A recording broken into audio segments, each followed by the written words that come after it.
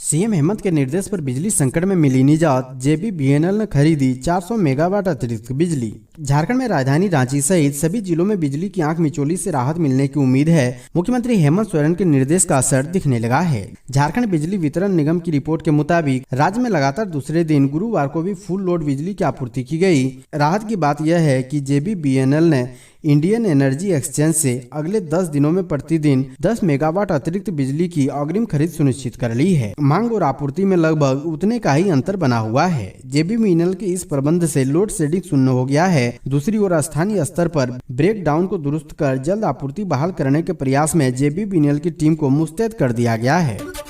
PM Modi के हाथों गुमला उपायुक्त को सिविल सर्विस डे पर मिला एक्सीलेंस अवार्ड।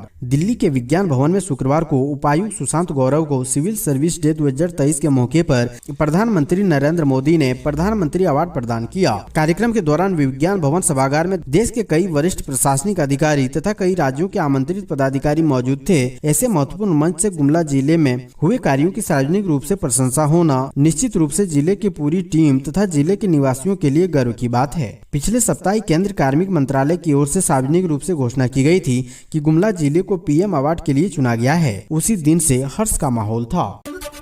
अवैध बालू खनन के खिलाफ प्रशासन की कार्रवाई। छापेमारी के दौरान 3 गिरफ्तार, 6 ट्रैक्टर जब्त। झारखंड के बोकारो चास अनुमंडल स्थित दामोदर नदी घाट पर खनन विभाग ने छापेमारी की है। वहीं खनन विभाग की टीम ने मौके से बालू से लदे 6 ट्रैक्टर को जब्त किया है। साथ ही 3 ट्रैक्टर चालकों को भी गिरफ्तार किया गया है। इस छापेमारी के बाद से इलाके में बालू माफियाओं में हड़कंप मचा हुआ है। झारखंड में इन दिनों खनन माफिया बेखौफ होकर अलग अलग नदी के घाटों से बालू खनन कर हजारों ट्रक और ट्रैक्टर से बालू की ढुलाई कर रहे हैं। वहीं अनुमान लगाया जा रहा है कि सरकार को हर दिन इससे करोड़ों रुपए के राजस्व का नुकसान हो रहा है। धनबाद, बोकारो और जामताड़ा के 2 दर्जन से ज्यादा बालू घाटों पर इन दिनों बालू माफियाओं की नजर है। कहीं नाव से तो कहीं ट्रैक्टर और कहीं ट्रक से बालू का उठाव और भंडारण किया जा रहा है। सीएम हेमंत सोरेन ने अफसरों को दिया झारखंड की तरक्की का मंत्र। कम्युनिकेशन को बताया अहम। मुख्यमंत्री हेमंत सोरेन ने कहा कि राज्य में पहली बार सिविल सर्विस डे कार्यक्रम का आयोजन हो रहा है। आप सभी लोग कार्यपालिका में ऐसे हिस्सेदार हैं जिसके बगैर राज्य की व्यवस्था चलाना संभव नहीं है। आप सभी के कंधों पर तमाम चुनौतियों के साथ साथ कई महत्वपूर्ण कार्यों की जिम्मेदारी भी दी जाती है। किसी भी राज्य अथवा देश को मजबूत करने की दिशा में कार्यपालिका की अहम भूमिका होती है। लोक सेवकों के कार्य कराने का दायरा बहुत बड़ा है। झारखंड में 2000 लोक सेवकों का स्ट्रेंथ है। राज्य की 3.25 करोड़ जनता की सेवा के लिए 2000 लोक सेवकों का आंकड़ा कहीं से भी कम दिखाई नहीं पड़ता है। जरूरत है कि हम और आप सभी लोग अपने कार्यों को ईमानदारी, संवेदनशीलता और गंभीरता के साथ पूरा करें। ये बातें उन्होंने झारखंड मंत्रालय स्थित सभागार में सिविल सर्विस डे 2023 के अवसर पर आयोजित कार्यक्रम में कही। ईडी की टीम पहुंची रजिस्ट्री कार्यालय। माइनिंग लीज समेत अन्य रजिस्ट्री के दस्तावेज प्राप्त करने की सूचना। शुक्रवार को ईडी की टीम रांची रजिस्ट्री कार्यालय पहुंची। वहां ईडी ने माइनिंग लीज से संबंधित दस्तावेज तलाश किए। जानकारी के मुताबिक करीब 5 बजे से 5:30 बजे ईडी के अधिकारी रजिस्ट्री कार्यालय पहुंचे। इस दौरान एजेंसी ने माइनिंग लीज से संबंधित कई दस्तावेज प्राप्त किए। वहीं हाल के दिनों में रांची में जिन भूखंडों की रजिस्ट्री चर्चा में रही उनके रिकॉर्ड भी ईडी ने तलाश किए, जिन्हें ईडी की टीम अपने साथ ले गई। बता दें कि खनन लीज से संबंधित मामला झारखंड में पिछले वर्ष से काफी चर्चा में है।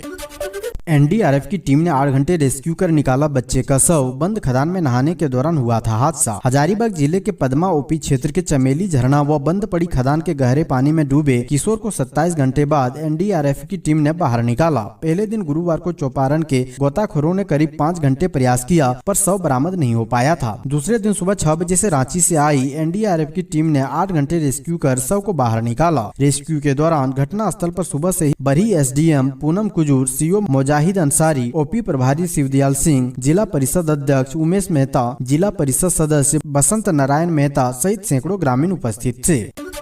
आजीविका संसाधन केंद्र के उद्घाटन समारोह में पहुंचे मंत्री चंपई सोरेन सखी मंडल के मानदेय बढ़ाने का दिया आश्वासन। गांव को समृद्ध बनाकर ही राज्य और देश का विकास किया जा सकता है। महिला सखी मंडलों को ग्रामीण क्षेत्र में रोजगार से जोड़कर उन्हें स्वावलंबी और सशक्त बनाने को लेकर सरकार प्रयासरत है। यह बातें मंत्री चंपई सोरेन ने गमरिया प्रखंड स्थित चरपा पंचायत के पदमपुर स्थित गमरिया आजीविका संस्थान केंद्र उद्घाटन के मौके पर शुक्रवार को कही। झारखंड सरकार के ग्रामीण विकास अंतर्गत JSLPS द्वारा संपोषित योजना के तहत ग्रामीण महिलाओं को स्वरोजगार से जोड़कर पशुपालन, कृषि पालन की जानकारी प्रदान कर स्वावलंबी बनाने के उद्देश्य से सखी मंडल कार्यरत हैं।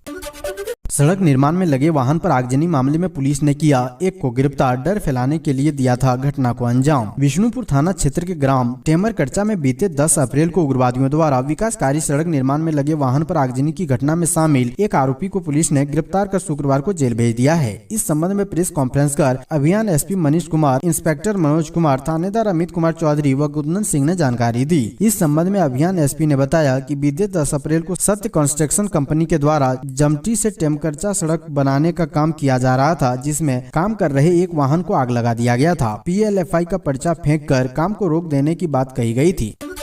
झारखंड की प्रसिद्ध पारसनाथ पहाड़ी में 2000 एकड़ में फैली आग बुझाने में जुटे 300 स्थानीय युवा। जैनियों के प्रसिद्ध तीर्थ स्थल और झारखंड की धरोहर पारसनाथ पहाड़ी पर लगी आग चिंता का विषय बन चुकी है। चिंता का विषय इसलिए क्योंकि ये आग लगभग 2000 एकड़ क्षेत्र में फैल गई है। इससे न सिर्फ जंगली जीव जंतु को नुकसान हो रहा है, बल्कि इसमें जलकर कीमती जड़ी बूटियां भी नष्ट हो रही है। शुक्रवार से 300 स्थानीय युवाओं का दल आग बुझाने के काम में जुट गया है। जैन समाज के संगठनों ने इस अभियान में जुड़े युवाओं के भोजन पानी का इंतजाम किया है। पहाड़ के पूर्वी से पश्चिमी छोर तक को आग ने अपने आगोश में ले लिया है। आग की लपटों ने कहीं कहीं विकराल रूप ले लिया है। गौरतलब है कि जंगलों में महुआ और चिरुन चुनने के लिए ग्रामीण आग लगाते हैं, वहीं जागरूकता के अभाव में साफ सफाई के लिए भी लोग आग लगाते हैं। सोरेन सरकार करवाएगी पशुओं का बीमा, किसानों को मिलेगा ये फायदा। झारखंड में भी किसानों के पास रहने वाले पशुओं का बीमा किया जाएगा। इसके लिए राज्य सरकार ने कदम उठाने शुरू कर दिए हैं। मुख्यमंत्री हेमंत सोरेन ने बताया है कि पशुधन योजना के तहत किसानों के साथ रहने वाले पशुओं का बीमा होगा। पशु हानि होने या किसी तरह की परेशानी होने पर बैंकों से बात कर किसानों को पैसा दिलाया जाएगा। राज्य सरकार की कोशिश राज्य के प्रत्येक पशुपालक को प्रोत्साहित करने की है। इसका असर भी ग्राउंड लेवल पर दिख रहा है। पशुपालक राज्य सरकार की योजना से जुड़ रहे हैं। झारखंड सरकार में पशुपालन को बढ़ावा देने के लिए झारखंड की राज्य सरकार द्वारा मुख्यमंत्री पशुधन विकास योजना जारी की गई है। योजना के माध्यम से दुधारू गाय खरीदने, पशुशाला निर्माण, गाय बीमा एवं पशुपालन संबंधित उपकरण के लिए 50% तक की सब्सिडी प्रदान की जाएगी।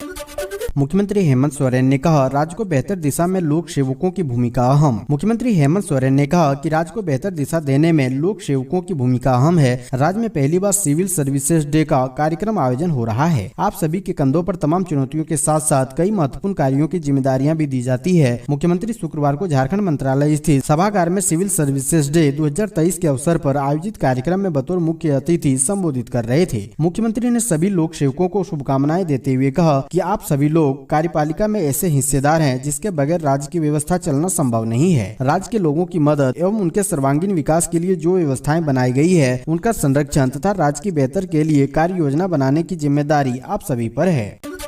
अलविदा जुम्मे की नमाज पर मस्जिदों में अदा की गई नमाज। हजारीबाग के जामा मस्जिद समेत खुदा के विभिन्न दरगाहों में पाक माह रमजान के आखिरी जुम्मे की नमाज अदा की गई। इस मौके पर अकीदमंदों की भारी भीड़ उमड़ी। हजारीबाग के सुल्तान-ए-हिंद, पगमिल, ग्वालटोली, इंद्रपुरी, लाखे, मटवारी समेत विभिन्न मस्जिदों में अकीदमंद ने अल्लाह से भाईचारगी और अमन चैन की दुआ मांगी। दिन भर के रोजे के बाद शाम में नमाज के बाद इफ्तार पार्टी का आयोजन किया गया। इसमें अकीदमंदों ने रोजा खोला। कई बच्चों ने भी रोजा रखा है। कई जगहों पर इस्लाम धर्मावलंबियों के साथ विभिन्न धर्मों के लोग शामिल हुए। वहीं जामा मस्जिद समेत विभिन्न मार्गों में सेवाइयां, दुपल्ले, टोपियां, इत्र आदि के बाजार सजाए गए। लोग चांद मुबारक और ईद मुबारक करने को बेताब हुए। लातेहार में नक्सलियों का बंद विफल, बाजार में दुकानें खुली रही और पुलिस दिखी अलर्ट। लातेहार में नक्सलियों द्वारा बुलाया गया बंद पूरी तरह से विफल रहा। इस दौरान आम दिनों की तरह बाजार में चहल पहल दिखी और सड़कों पर वाहनों का आगमन जारी रहा। भाकपा माओवादियों का 2 दिवसीय बंद लातेहार जिले में पूरी तरह असफल साबित हुआ। बंद का किसी प्रकार का कोई असर नहीं दिखा। दरअसल चतरा जिले में 5 माओवादियों के पुलिस मुठभेड़ में मारे जाने की घटना के बाद माओवादियों ने 2 दिवसीय झारखंड बंद की घोषणा की थी। माओवादियों ने 20 और 21 अप्रैल को बंद की घोषणा कर रखी थी। हालांकि इस बंद का कोई भी असर जिले में नहीं दिखा। इस दौरान जिला मुख्यालय समेत सभी प्रखंडों में जनजीवन पूरी तरह सामान्य रहा। सभी सरकारी और निजी कार्यालय खुले रहे। वाहनों का परिचालन भी पूरी तरह सामान्य रहा। रेलवे के परिचालन पर भी किसी प्रकार का कोई प्रभाव नहीं देखा गया। कुल मिलाकर दोनों दिन माओवादियों का बंद पूरी तरह असफल साबित हुई। बादलों ने बदला मौसम, भीषण गर्मी से मिली राहत। आसमान पर छाए बादल और पूर्व की ओर से आ रही ठंडी हवाओं ने धनबाद जिले के लोगों को भीषण गर्मी से राहत दी। विगत 24 घंटे में जिले की तापमान 6 डिग्री गिरावट के साथ 38 डिग्री सेल्सियस दर्ज किया गया। न्यूनतम तापमान में भी 1 डिग्री सेल्सियस की कमी आई और यह 26 डिग्री सेल्सियस दर्ज किया गया। दोपहर 2 बजे तक आसमान पर बादल छाए रहे। दोपहर बाद धूप में तीखापन था। मौसम विभाग की रिपोर्ट के अनुसार मध्य उत्तर प्रदेश के पास एक साइक्लोनिक सर्कुलेशन बना हुआ है। इसके प्रभाव से अगले अगले 4 दिनों तक धनबाद, गिरिडीह, बोकारो व संथाल के सभी जिलों में मौसम राहत देता रहेगा। गोड्डा छोड़कर सभी जिलों में तापमान 40 डिग्री सेल्सियस के नीचे रहेगा। धनबाद जिले का तापमान 37 डिग्री के आसपास बना रहेगा। 22 से 25 अप्रैल तक राज्य के अधिकतर इलाकों में गर्जन के साथ वज्रपात की आशंका जताई गई है। इस दौरान 30 से 40 किलोमीटर प्रति घंटा की रफ्तार से हवा चलने की संभावना भी है।